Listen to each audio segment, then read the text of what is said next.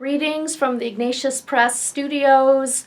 I'm here to introduce to you Sue Ellen Browder, an author of an upcoming Ignatius Press book. The book is called Subverted: How I Helped the Sexual Revolution Hijack the Women's Movement.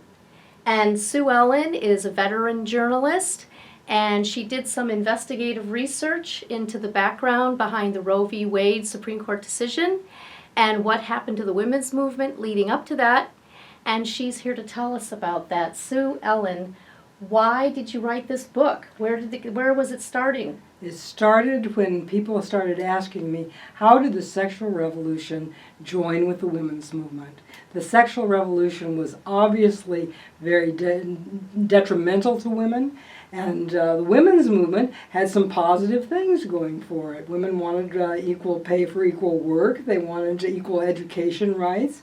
So how did these two get joined together behind the scenes? People kept asking me that because I had written for Cosmopolitan, and I happened to know something that in those days was very obvious but has been forgotten. In 1970, when I worked for Cosmopolitan magazine, the women's movement and the sexual revolution were radically different movements.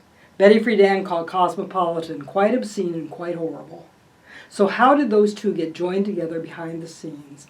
That's why I wrote this book. And I'm sure this is a question that a lot of people have puzzled over, because the women's movement appears to be about respect for women, women's dignity, women's equality with men, and the sexual revolution just turned women into commodities.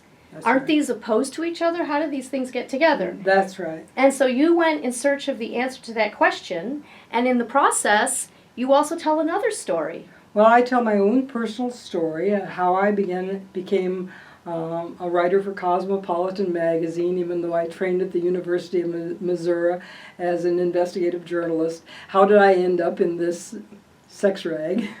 And also, how did I become a Catholic out of all that? How did this old Cosmo girl become a Catholic? Right, that's another story that's the subplot of the subversion, that story that's being told in this fascinating book.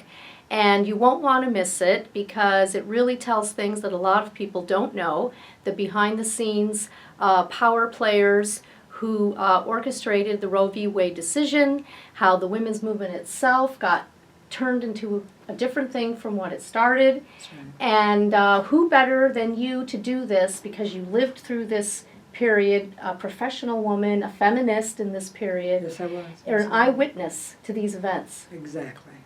All right. Thanks for joining us. Thank you.